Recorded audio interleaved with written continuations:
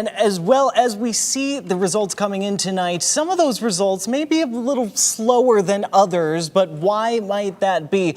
I talked with a county clerk earlier last week to kind of get into what those checks and balances may be behind those sorts of delays. Take a listen to what he told me.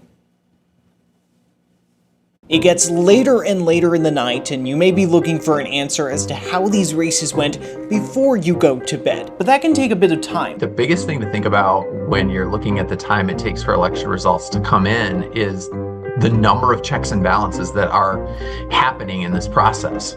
You know, when you go to cast a ballot in person on election day or early voting, you know, once you have left the precinct and at the end of the night, there are a lot of procedures and practices in place. Something about Michigan is that its election system is what we call decentralized. That means these elections are carried out by officials across the state at the local level.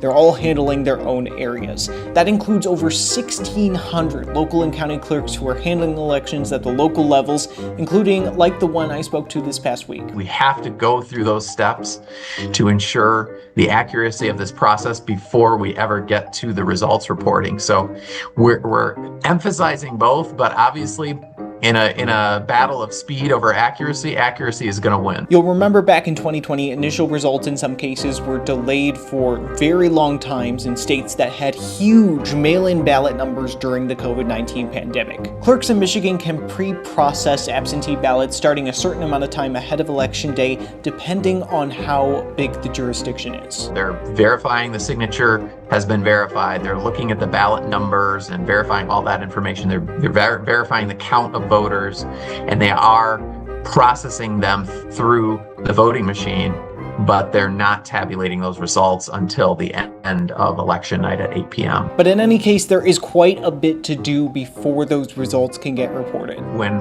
voters vote by absentee ballot, there's a number of checks that go into the process that look a little bit different than when a voter is standing in front of an election worker and gets issued a ballot. There's actually more steps involved. They're ensuring that the signature area was verified.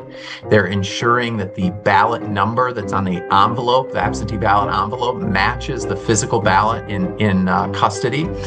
And, you know, they're taking the ballots out of that envelope, and there's a process that they do that to guard the voter's privacy and make sure that the same workers who are verifying ballot information on the front with the voter's name actually don't see the completely voted ballot. So even if the results are taking time and something like mail-in ballots may be taking longer with perhaps different voting trends than in-person numbers that could get reported first, remember that the process takes time, and there's always a possibility that we won't have all the unofficial numbers or projected winners by the end of the night.